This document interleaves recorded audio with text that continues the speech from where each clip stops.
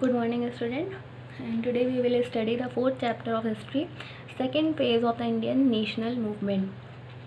So you have heard about the national movement. Means since 1857 to till 1947, when we got freedom, there were a lot of movement happened, a lot of incident had happened. Means जो हमारी आज़ादी के लिए 1857 से जो start हुआ था, जो लड़ाई स्टार्ट हुई और जो 1947 में एंड हुई, जब तक कि इंडिया को फ्रीडम नहीं मिली, उन सालों के बीच में बहुत सारे मूवमेंट हुए। और इसमें ये हुआ इंडियन नेशनल मूवमेंट, जिसमें के 3 फेज़ थे, first phase, second phase and the third phase. जो फर्स्ट फेज़ था उसमें ये था कि जितने भी लीडर्स थे, उस जो फर्स्ट फेज़ था उसमें सबसे पहले कांग्रेस पार्टी का फॉर्मेशन हुआ।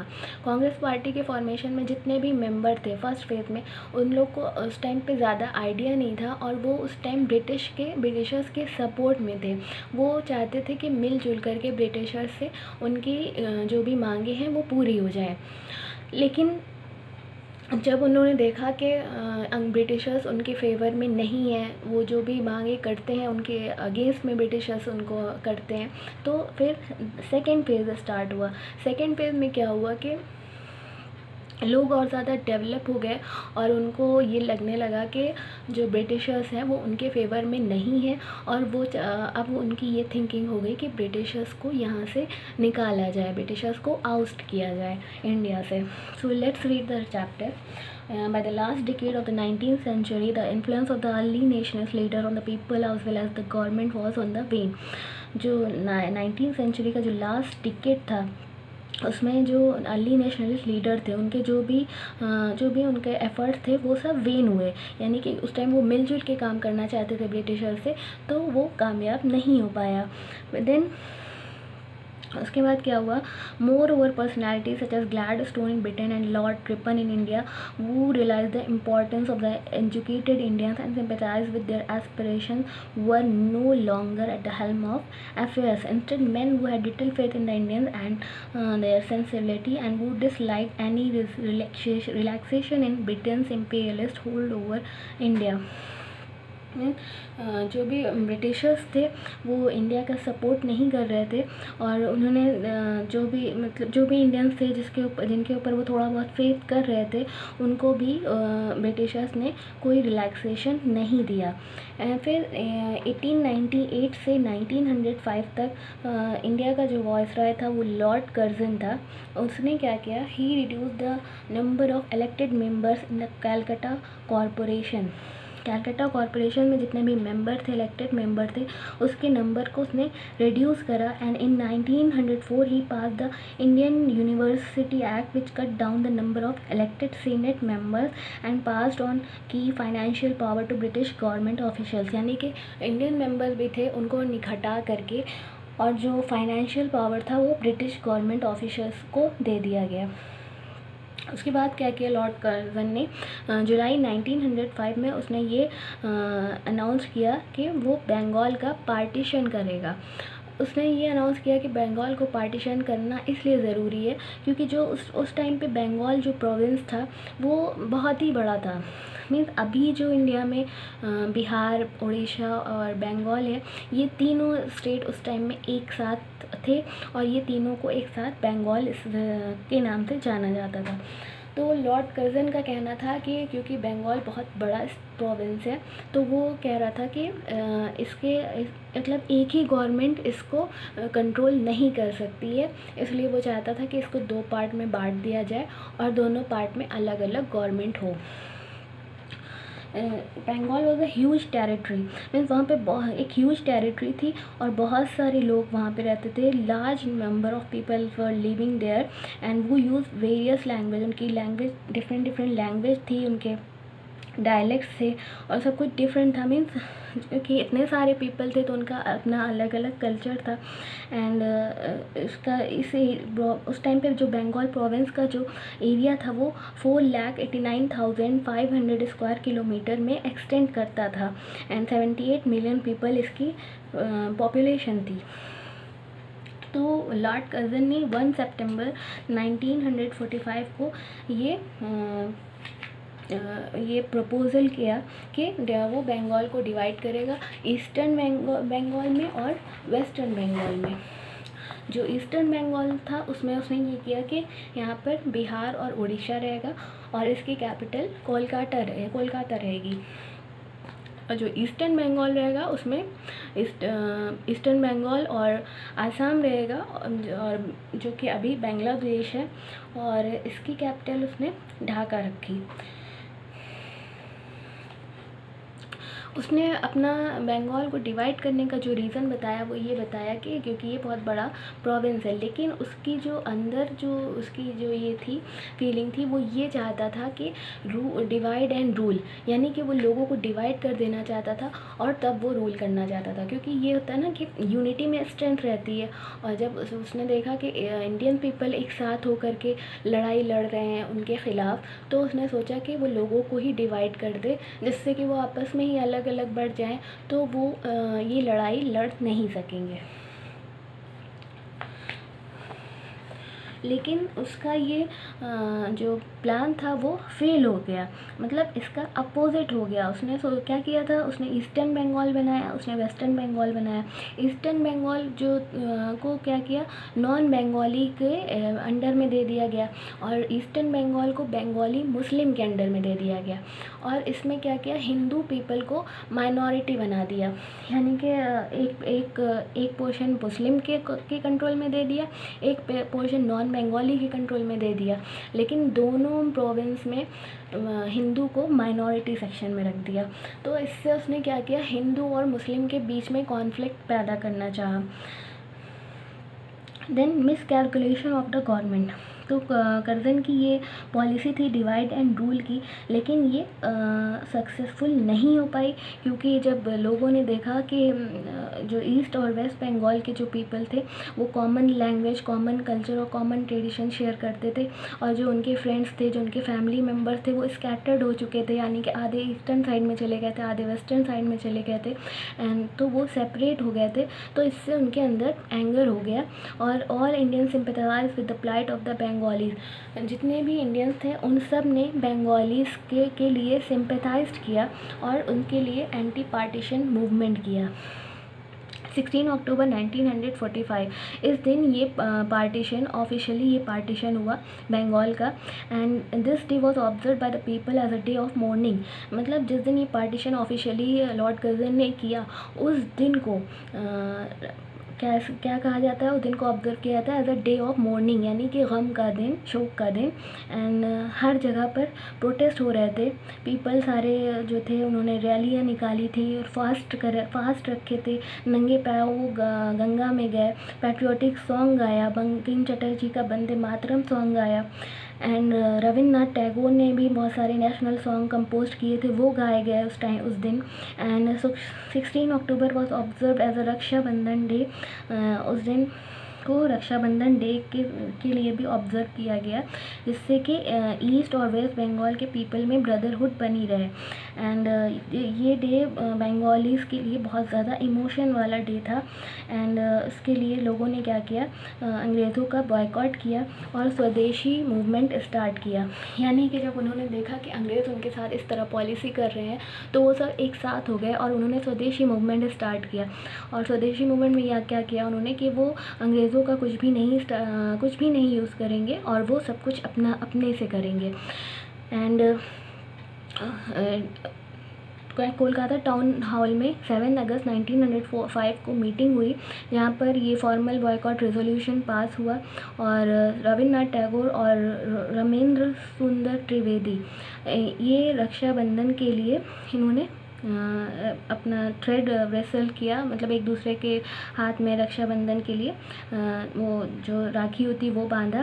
And arandhan keeping the hearth अंटिल at all home as a respectfully on the day the partition was put into effect. Means उन्होंने क्या किया कि वो उस डे को साइन ऑफ मॉर्निंग मनाएंगे और एक साथ मिलके इसका अंग्रेज़ों के ख़िलाफ़ लड़ाई लड़ेंगे। The boycott was complemented by another novel method of protest and resistance, Swadeshi. The Swadeshi means one's own country. Means और इसके बाद और क्या हुआ, self help and self reliance भी स्टार्ट किया गया, जिसको कि आत्मशक्ति कहते हैं। और इसके बाद क्या हुआ कि सभी लोग एक साथ हो गए और तिलक और विपिन चंद्र पाल एंड लाला लाजपत राय, ये तीनों जो थे सोशलिस्ट थे और उस टाइम पे, तो इनका जो नाम था बाल, पाल और लाल, ये एक साथ तीनों नाम से जाने जाते हैं, जो जिन्होंने क्या किया कि वो अपनी कंट्री के लिए फ्रीडम दिलाने के लिए सैक्रिफाइस करने के लिए तैयार हो गए। यानी कि अब उनके अंदर ये फीलिंग आ गई कि वो अब अपनी कंट्री को फ्रीडम दिलाने के लिए लड़ाई लड़ेंगे, यानी कि अगर लड़ाई लड़नी पड़े और अपनी जान भी देनी पड़े तो वो देंगे। इससे पहले क्या होता था कि इससे पहले जो फर्स्ट फेज़ था इंटरनेशनल मूवमेंट का, उसमें वो लोग ये चाहते थे कि आपस में ब्रदरहुड से और समझौता करके उनकी मांगों को पूरा कर दिया जाए। लेकिन जो सेकंड फेज़ था वो यहाँ पर कंडीशन चेंज हो चुकी थी, यहाँ पर लोगों ने अंग्रेज़ों के अगेंस्ट में लड़ाई लड़नी शुरू करी। स्प्रेड ऑफ द मूवमेंट, इस मूवमेंट को फैलाया गया, यानी कि पूरी कंट्री में फैलाया गया। और तिलक के इंस्पायरिंग लीडरशिप में इस मूवमेंट ने मोमेंटम गेन किया, यानी कि पूरे में ये फैलता गया। सभी जगहों पर शॉप्स, ब्रिटिश के जो भी सामान थे उनको जला दिया गया और उनकी जो शॉप थी उनको उनके आइटम को बेचने नहीं दिया गया। और इस तरह वुमेन जो थी उन्होंने भी एक्टिव पार्ट किया इसमें, और इंडिया के अंदर अपनी अलग अलग इंडस्ट्रीज़ खुली, टेक्सटाइल मिल की, सोप की, मैच फैक्ट्रीज़ की, जिससे कि लोग खुद से सेल्फ डिपेंड हो सके। न्यूज़पेपर एंड मैगज़ीन्स के थ्रू इसका स्प्रेड किया गया, जिससे कि लोगों को इसके बारे में जानकारी मिलती रहे। Gokhale, who presided over the Congress session in 1905, extended his blessing to the movement and exhorted the national forces to join hand in fighting the reactionary British regime. Gokhale जो थे, जो कि 1905 में उन्होंने क्या किया, अपने मूवमेंट को और बढ़ाया कि लोग उनके साथ हैंड जॉइन करें ब्रिटिश के अगेंस्ट में फ़ाइट करने के लिए। Reaction of the British government, जब ब्रिटिशर्स ने ये देखा कि लोग उनके ख़िलाफ़ इस तरह कर रहे हैं, तो ब्रिटिशर्स क्या हो गए, शेकन हो गए और उन्होंने इसको फ़ौरन शार्पली रिएक्ट किया, यानी कि उसको उन्होंने फ़ौरन दबाना चाहा। 1905 से 1909 तक 1000 ऑफ पीपल वर अरेस्टेड, यानी हज़ारों लोगों को अरेस्ट किया और जेल भेजा गया। एंड जो लोग पीसफुली इसका प्रोटेस्ट कर रहे थे उनके ऊपर लाठी चार्ज किया गया, और स्कूल और जो भी कॉलेज थे, प्राइवेट इंस्टीट्यूशन, उनको भी खुलने नहीं दिया गया उसके लिए, और स्वदेशी मूवमेंट ये सबको डिसकंटिन्यू किया गया। एंड जो लाला लाजपत राय थे और तिलक थे, ये सब जेल भेज दिया गया। With the arrest and imprisonment of the leader, the movement lost its momentum, and by 1909 the British had reasserted their authority. जब इनके जो मेन लीडर थे तिलक, लाला लाजपत राय, तो जब इन सबको अरेस्ट कर दिया गया तो इस मूवमेंट ने अपना मोमेंटम खो दिया और 1909 में ब्रिटिश ने रीअसर्ट कर दिया अपनी अथॉरिटी को। देन इसके इम्पैक्ट क्या हुए, जो ये स्वदेशी और बॉयकॉट मूवमेंट थे, strength to the national movement को इससे स्ट्रेंथ मिली, और जो लोग थे वो सब एक साथ हो गए, यूनिटी हुई लोगों में, और it become a mass movement. Women थी, स्टूडेंट थे, इन सब ने इसमें पार्टिसिपेट किया।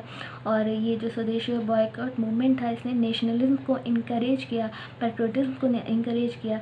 Then stimulus to native industries, यानी कि जो अपनी कंट्री के अंदर अपनी इंडस्ट्री को खोलने के लिए इनकरेज किया इस मूवमेंट ने। यानी कि बॉयकॉट मूवमेंट हुआ जब, तो इसमें ये था कि अंग्रेज़ों की कोई भी चीज़ वो यूज़ नहीं करेंगे, तो उन्होंने अपने से खुद से अपनी चीज़ों को बनाना शुरू किया, जिससे कि इंडस्ट्रीज़ को स्टिमुलस मिली, इनकरेजमेंट मिला।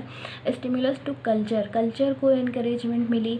रविन्द्रनाथ टैगोर, मुकुंद दास, रजनीकांत सेन, इन लोग ने क्या किया, सब ने अपने पैट्रियोटिक सॉन्ग के थ्रू कल्चर को इनकरेज किया। स्टिमुलस टू एजुकेशन, क्योंकि जब स्वदेशी मूवमेंट हो रहा था तो इन्होंने ब्रिटिशर्स की जो कॉलेज थे उनमें भी एडमिशन लेने के लिए इसका भी बॉयकॉट किया। और रविन्द्रनाथ टैगोर ने शांति निकेतन, एक इंटरनेशनल यूनिवर्सिटी को फाउंड किया। ही founded Shanti Niketan international university. तो इस तरह अपने कंट्री में अपनी यूनिवर्सिटी को खोला। People sacrifice and new mode of protest. तो इसमें क्या किया, लोगों ने सेक्रीफाइस करना शुरू कर दी, यानी कि अब जो लोग थे वो अपने कंट्री के लिए अपनी जान देने को भी तैयार थे। तो ये एक प्रोटेस्ट का एक न्यू मोड हुआ। तो इस तरह ये सारे इम्पैक्ट थे स्वदेशी एंड बॉयकॉट मूवमेंट्स के, जो कि सेकेंड फेज़ में स्टार्ट हुए। देन इसमें ये सारे तो प्रॉस थे, ये सारे इसके एक बेनिफिट्स थे, लेकिन इसका नुकसान भी हुआ। जो क्या हुआ, स्प्लिट इन द कांग्रेस उस टाइम पे एक पार्टी थी, यही एक पार्टी थी जो कि ब्रिटिशर्स के अगेंस्ट में लड़ रही थी, और ये बहुत बड़ी पार्टी थी। लेकिन जब ये हुआ, जो सेकेंड फेज़ हुआ, इसके बाद कांग्रेस पार्टी डिवाइड हो गई। क्यों डिवाइड हो गई, क्योंकि जो आधे लोग थे जिनको के जो इसमें थे, जैसे कि फर्स्ट फेज़ में जो थे वो ये चाहते थे कि ब्रिटिशर्स के साथ मिलजुल करके उनकी डिमांड पूरी हो जाए। और जो सेकेंड फेज़ में जो पीपल थे, जैसे कि लाल पाल गोपाल, बताया हमने आपको, गोपाल कृष्ण गोखले, लाला लाजपत राय, ये सब जो थे वो क्या चाहते थे, वो अंग्रेज़ों के अगेंस्ट में लड़ाई लड़के अपनी जीत चाहते थे। तो इस तरह दोनों की थिंकिंग में कॉन्फ्लिक्ट हो गया और ये कांग्रेस पार्टी जो है डिवाइड हो गई। 1907 में सूरत में ये मीटिंग हुई, और वहाँ पर 1907 में ये कांग्रेस पार्टी 2 पार्ट्स में डिवाइड हो गई। द असर्टिव नेशनलिस्ट, और एक जो असर्टिव नेशनलिस्ट यानी कि जो ये गोपाल और लाला लाजपत राय की पार्टी थी, और दूसरी जो थी वो जो फर्स्ट फेज़ में थी। तो there was a pandemonium in the meeting resulting in split of the Congress, यानी कि जब ये दोनों पार्टी वहाँ पर मिली सूरत की मीटिंग में, तो जो एक पार्टी थी वो लड़ाई नहीं करना चाहती थी, जो दूसरी पार्टी थी वो लड़ाई करके अपनी फ्रीडम चाहती थी। तो the assertive nationalist did not want this to happen, और वहाँ पर लड़ाई होने लगी। एक पार्टी अपना अलग प्रेसिडेंट चाहती थी, एक पार्टी अपना अलग प्रेसिडेंट चाहती थी। तो वहाँ पर एक पैंडेमोनियम हो गया, यानी कि एक स्टेट ऑफ कन्फ्यूज़न हो गई कि किसके साथ क्या किया जाए। तो इसका रिजल्ट क्या हुआ कि कांग्रेस पार्टी डिवाइड हो गई। The early nationalist met separately and adopted the constitution of Congress and close the door of the party to those who did not believe in constitutional method. जो अर्ली पार्टी थी, जो early nationalist party थी, उसने क्या किया, अपना अलग कर लिया अपने को, और कॉन्स्टिट्यूशन अडॉप्ट किया। और जो कॉन्स्टिट्यूशन मेथड में बिलीव नहीं करते थे उनके लिए उस पार्टी ने डोर क्लोज कर लिया, यानी कि उनको वापस अपनी पार्टी में नहीं लिया। तो this is all about the second phase of the Indian national movement. इसके बाद एक थर्ड फेज़ आता है जिसके बारे में आपको पढ़ाऊँगी, जो कि महात्मा गांधी से रिलेटेड है। यानी कि इंडियन नेशनल मूवमेंट में महात्मा गांधी ने जब अपना एक्टिव पार्टिसिपेट किया, तो उस टाइम पे फिर क्या क्या इंसिडेंट हुए और क्या क्या मूवमेंट हुए। तो it's all about the second phase of the Indian national movement. Thank you.